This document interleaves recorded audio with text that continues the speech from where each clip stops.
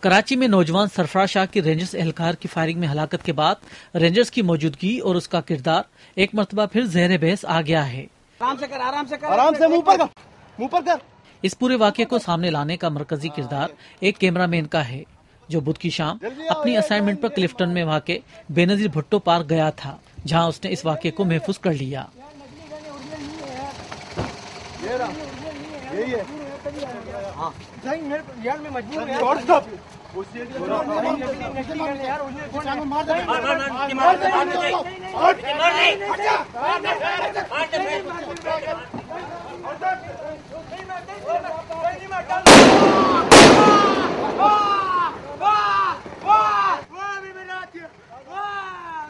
اس زخمی نوجوان کو جناح اسپتال پہنچایا گیا، مگر قریب سے چلائی گئی گولی نے اس کی جان لے لی۔ اس واقعے کے بعد کلفٹن کے بورڈ پیسن تھانے پر مقتول نوجوان سرفراز شاہ کے خلاف اختر نامی ایک شخص کی فریاد پر مقدمہ درج کر لیا گیا ہے، جس میں الزام عائد کیا گیا ہے کہ وہ ان سے موبائل فون چھیننے کی کوشش کر رہا تھا۔ رینجرز کے آنے پر اس نے پستول نکالی اور رینجرز نے اپنے بچاؤ میں فائرنگ کی۔ وفاقی وزیر داخلہ رحمان ملک بھی رینجرز کے دفاع میں سامنے آئے ہیں۔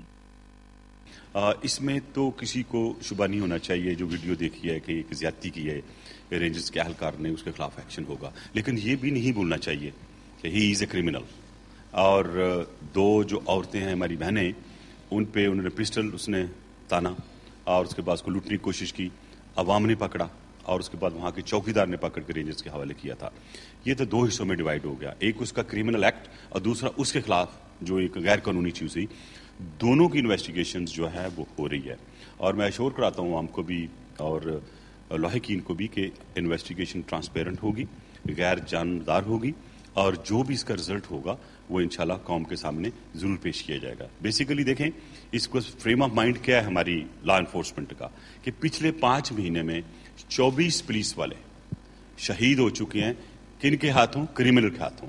کوئی وہ وار گینگ ہے، کوئی وہ مافیا گینگ ہے، کوئی وہ ٹیلی فون موبائل چرانے والے ہیں، کچھ عورتوں کے پرس چھیننے والے ہیں۔ اسی علاقے میں 8 لڑکوں کی گینگ ہے جو آپریٹ کر رہی ہے۔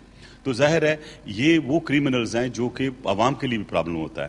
اللہ اکبر۔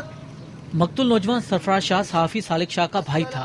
جمعرات کو ہجرت کالونی میں اس کی نماز جنازہ ادا کی گئی اور بعد میں پاپوش نگر قبرستان میں تدفین کر دی گئی۔ اس سے پہلے لواحقین نے رینجرز ہیڈ کوارٹر کے باہر لاش سمیت دھرنا دیا اور اہلکاروں کی گرفتاری اور مقدمہ درج کرنے کا مطالبہ کیا۔ اس واقعے کی گونج قومی اسمبلی اور صوبائی اسمبلی میں بھی اٹھی اور وزیر اعظم یوسف رضا گیلانی نے تحقیقات کا حکم جاری کیا۔ اسی جگہ تھوڑی دیر پہلے سرفراز شاہ کے لواحقین نے احتجاج کیا ہے۔ ایسا پہلی بار نہیں ہوا کہ رینجرز کی فائرنگ میں کوئی شخص ہلاک ہوا ہے۔ اس سے پہلے بھی ایسے واقعات پیش آتے رہے ہیں، مگر رینجرز ہر بار اسے مسترد کرتی رہی ہے۔ مگر اس بار ایک کیمرے کی آنکھ نے اس حقیقت کو محفوظ کر لیا ہے۔ رینجرز کو 1994 میں سندھ حکومت کی درخواست پر امن و امان کی بحالی کے لیے عارضی طور پر طلب کیا گیا تھا، مگر اس کی مدت میں ہر سال توسیع ہوتی رہی ہے۔ 12 مئی ٹارگٹ کلنگز اور ہنگامہ آرائی کے واقعات پر ہر بار ان کے غیر سرگرم کردار پر تنقید سامنے آتی رہی ہے۔ ریاض سہیل، BBC، کراچی۔